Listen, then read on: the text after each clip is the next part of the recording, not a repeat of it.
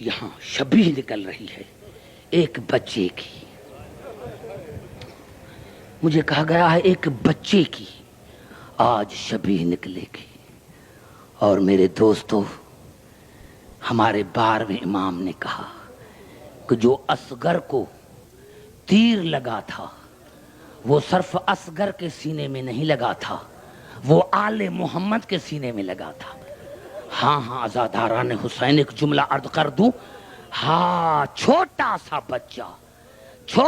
سا بچہ میرے دوستو، 16 رجب کو جناب اصغر کی آمد ہوئی تھی. 16 رجب کو حسین کے گھر میں اصغر آیا، جس کا نام عبداللہ بھی ہے.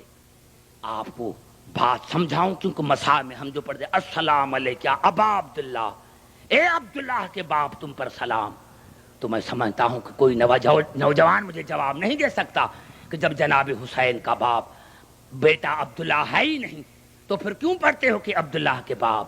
میرے نوجوانوں، میرے دوستوں، جناب اصغر کا نام عبداللہ تھا اور اس عبداللہ کے نام پر زیارت ہو گئی. سلام ہو تم پر اے اصغر کے باپ.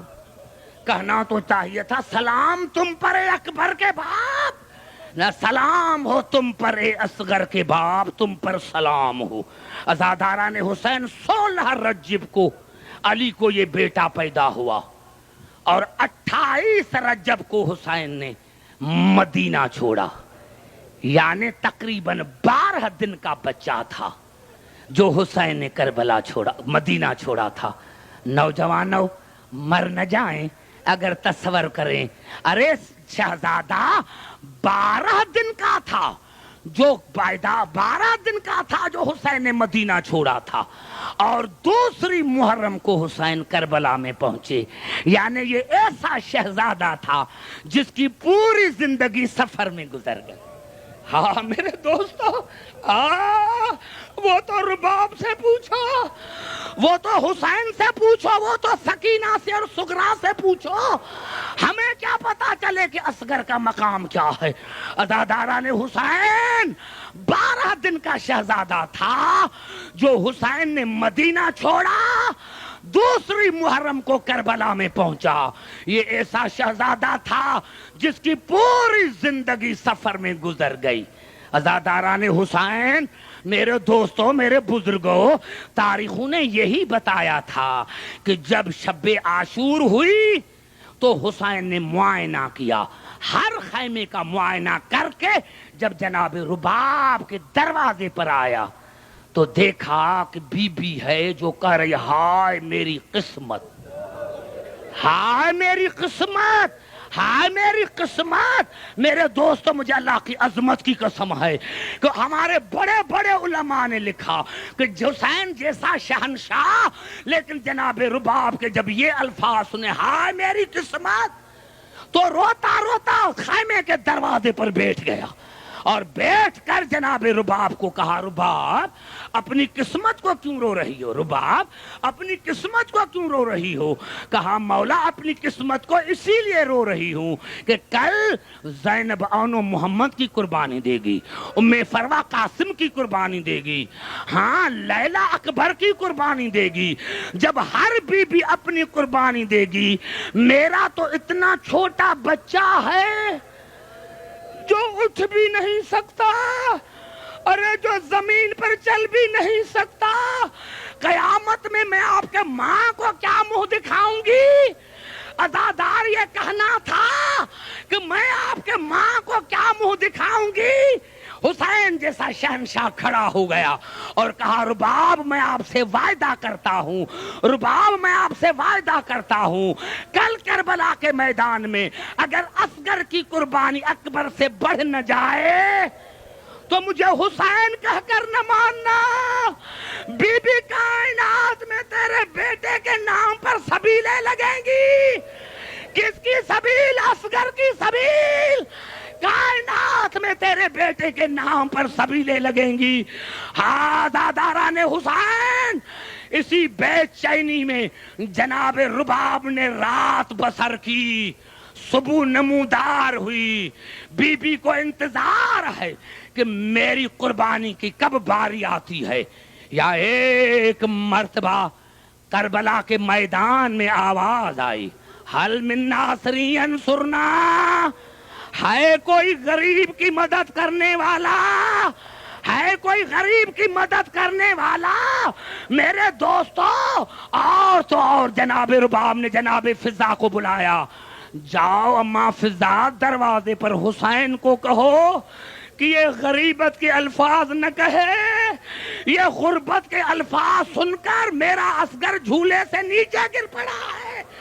آؤ حسین آؤ، آؤ حسین، حسین آؤ میرے دوستو۔ حسین آیا، حسین آیا، دو ہستیاں ساتھ ہیں، ایک حسین ایک بی بی زینب، ایک حسین ایک بی بی زینب۔ رباب اصغر مجھے دو، جناب رباب نے اصغر حسین کو دیا۔ میرے دوستو حسین 2 قدم چلے، جناب رباب آگے آئے، مولا 2 منٹ کے لیے مجھے دو، مولا 2 منٹ کے لیے مجھے دو۔ کہا کیوں، تم قربانی نہیں دینا چاہتی؟ کہا مولا 2 منٹ کے لیے مجھے دو۔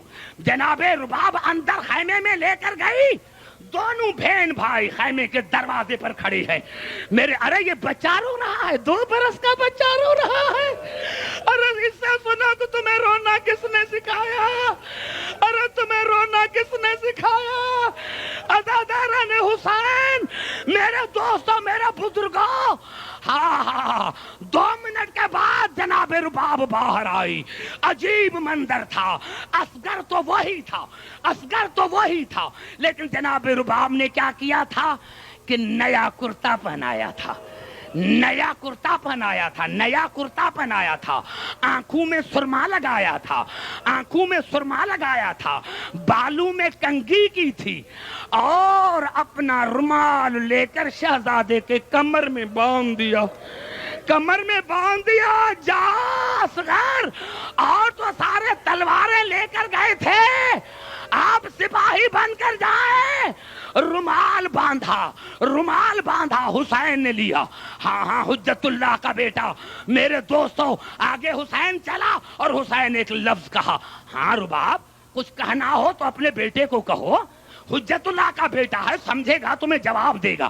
میرے دوستو جناب رباب نے ایک جملہ کہا، اصغر بیٹے، اصغر بیٹے، جب تو دادی کی گود میں جائے اور آپ سے دادی پوچھے کہ ماں نے نئے کپڑے پہنائے ہیں، ماں نے سرما لگایا ہے، ماں نے کنگھی دی ہے، ماں نے تمہیں نہلایا کیوں نہیں، تمہارا چہرہ کیوں نہیں دھویا، تو میری گلا نہ کرنا، کہنا دادی اماں بڑی مجبور تھی، 3 دن سے پانی نہیں تھا، 3 دن سے پانی نہیں تھا۔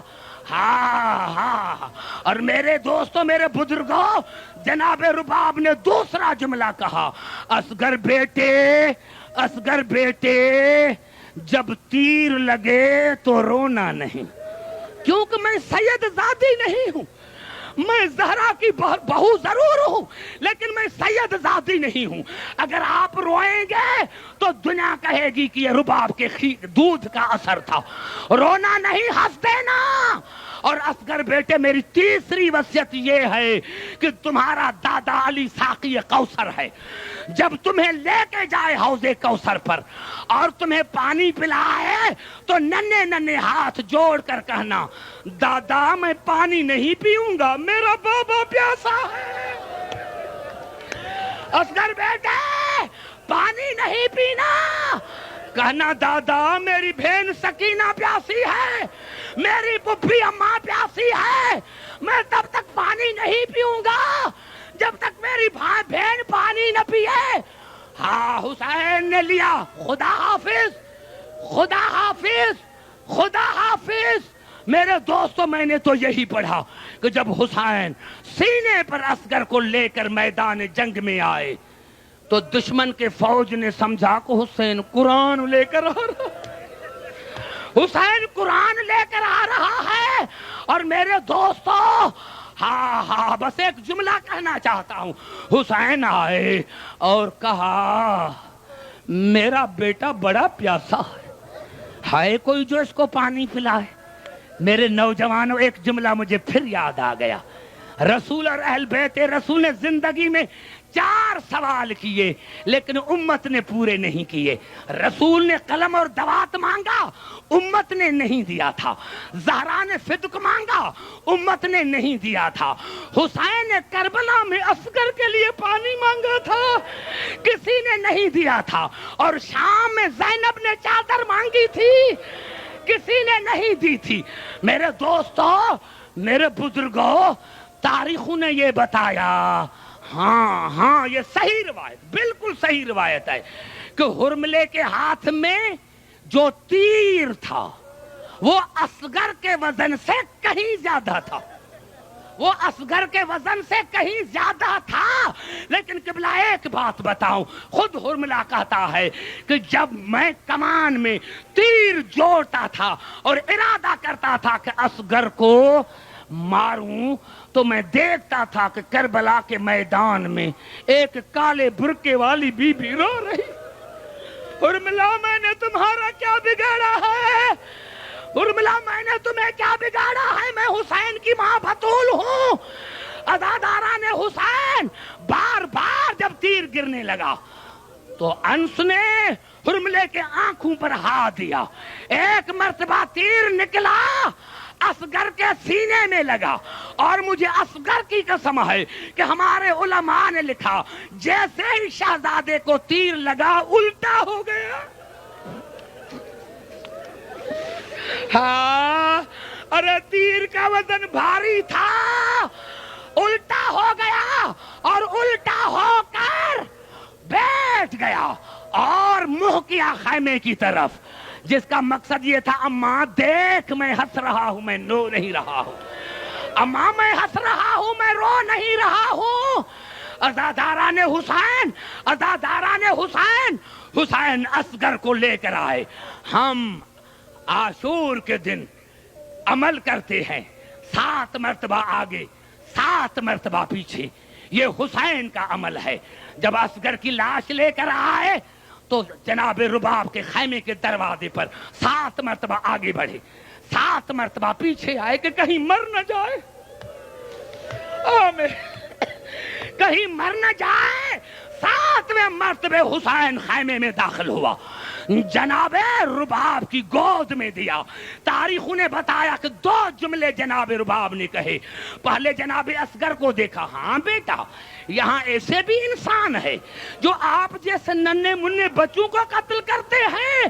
اور پھر حسین کے چہرے کو دیکھا حسین کا سر نیچے ہے. جناب رباب نے کہا میرا مولا سر کو نیچے کیوں کیا ہے؟ سر کو اوپر کرو، سر کو اوپر کرو. مولا میں ہاجرہ نہیں، میں بطول کی بہو ہوں. مولا میں ہاجرہ نہیں ہوں، میں بطول کی بہو ہوں. عزاداران حسین، ایک جملہ کہہ کر ختم کرتا ہوں کہ کربلا کے میدان میں جب حسین نے اصغر کی قبر بنائی، 11 محرم کو جب جناب رباب اصغر کی قبر پر آئی تو جناب حسین نے اصغر کی قبر ایسی بنائی تھی کہ درمیان میں اصغر کی قبر تھی، ایک طرف اکبر کی لاش، دوسری طرف قاسم کے ٹکڑے. تو جناب رباب نے کیا کیا کہ ایک ہاتھ اکبر کا اٹھا کر اصغر کی قبر پر رکھا، ایک ہاتھ قاسم کا اٹھا کر اصغر کی قبر پر رکھا، اور آہستہ آہستہ کہا اکبر بیٹے، قاسم بیٹے، چھوٹا بھیا کا خیال رکھنا.